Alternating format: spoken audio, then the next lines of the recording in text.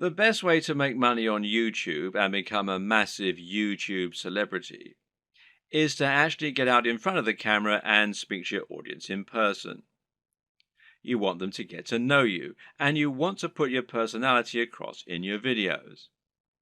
This will help to make you considerably more persuasive while simultaneously giving you many more options in terms of what you can create. And if you're going to do that, there's some crucial equipment and software you're going to need to invest in. This can be somewhat expensive, but if all goes to plan, it will pay for itself over time and it will be money well spent. Just as a note here, if you're not comfortable going in front of the camera, you can still be very successful with a YouTube channel, and this will reduce what you need to invest in. We'll discuss these alternative options in subsequent videos, so you can skip most of this one for now if that's your intention. Let's look at some of the hardware you'll need.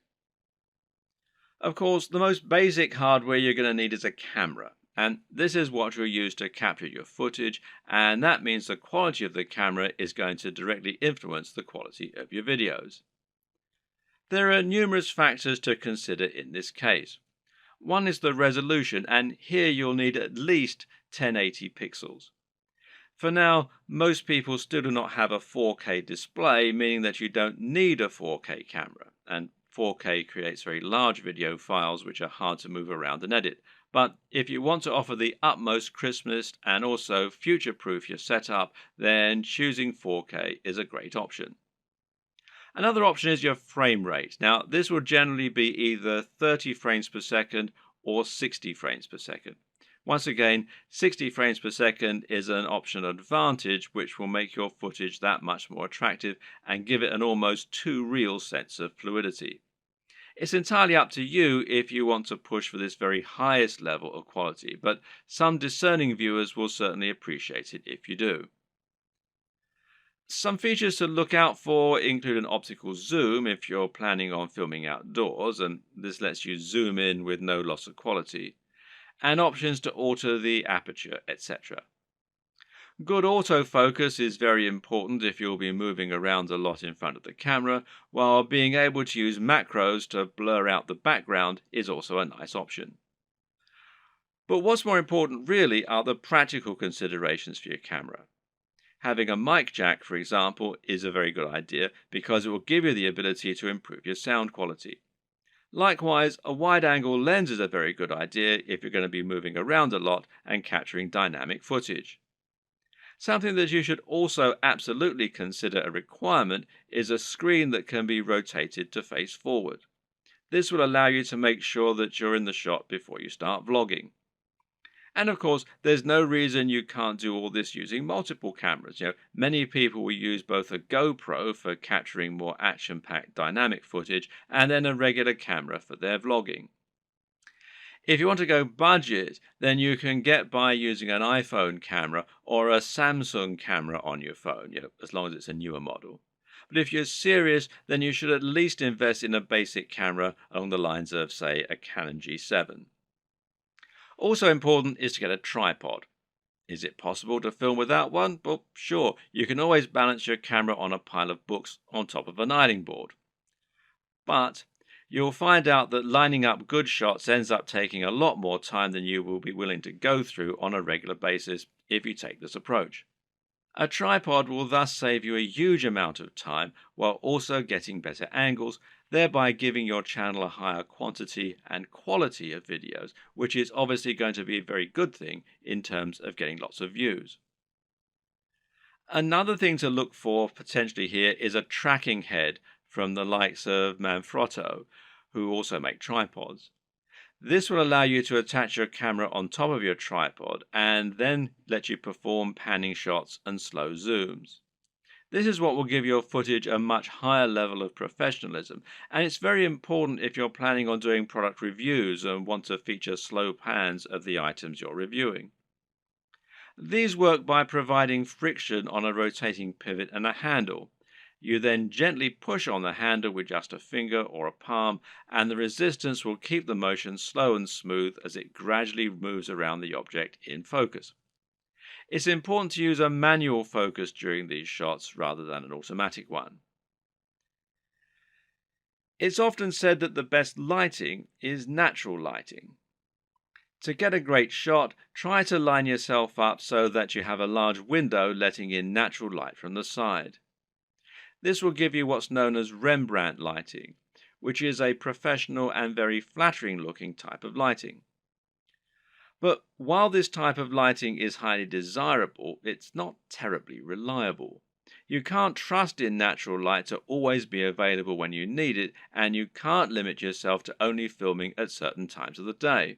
So you need to make sure you have a way to set up the perfect lighting when you need it. How are you going to do that? Well, with some kind of lighting setup.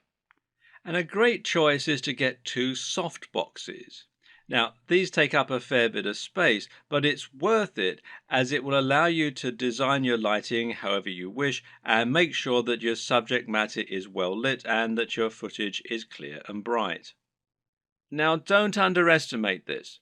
In fact, in many cases, it can be more important to ensure your footage is very light and very bright than it is to use a camera with a high definition.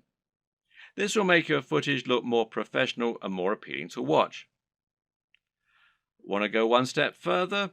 Well, depending on the nature of your videos, you can get creative here if you want.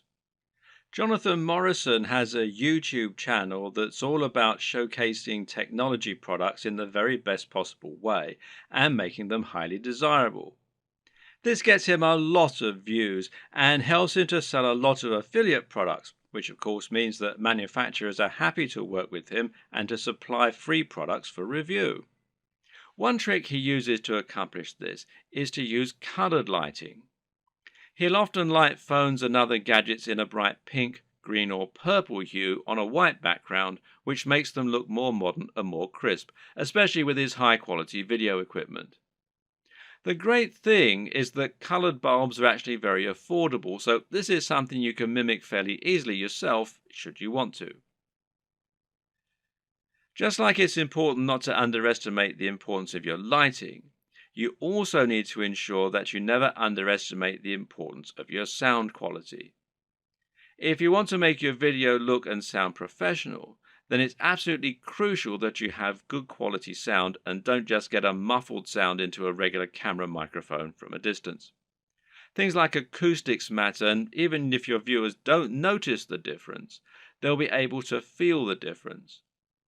Things like this make a massive psychological impact and can be the difference between a channel that has high production values and that people love to watch, and one that looks unprofessional and that nobody takes seriously. Fortunately, sound is a relatively easy thing to get right, and the best way to do this is with a basic external microphone.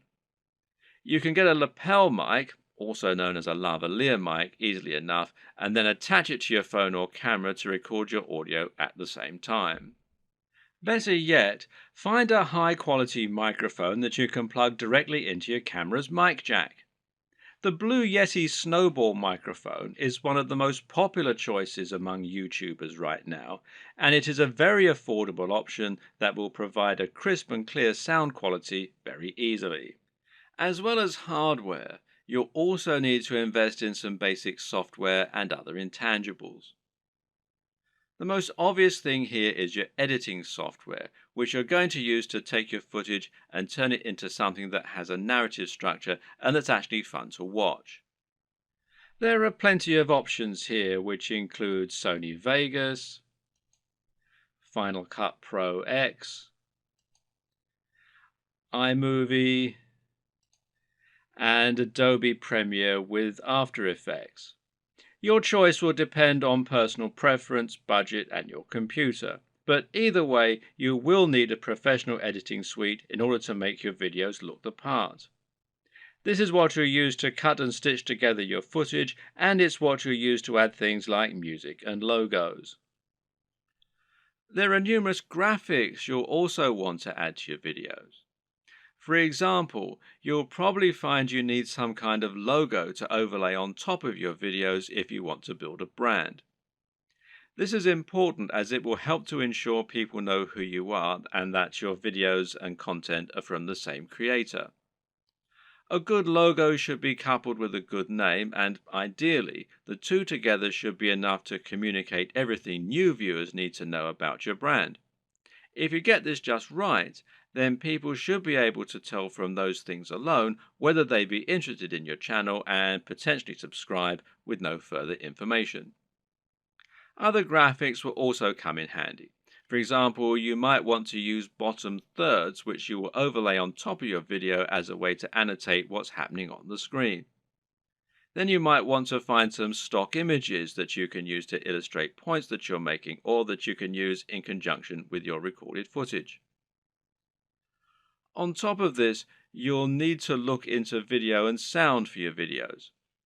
One important thing here is a video opener, which is a short clip that will play at the start of your videos and help you to further cement your brand while indicating that the video has started. Music can be very useful and would allow you to make your videos a lot more engaging while also being able to invite emotional responses. So, where do you find all these extra materials? One answer is to pay for your materials to be created on a site like Fiverr or Upwork.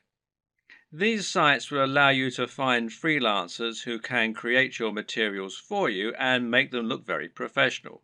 Again, it's a small investment, but it's very much worth it, seeing as how much use you'll be getting out of these things.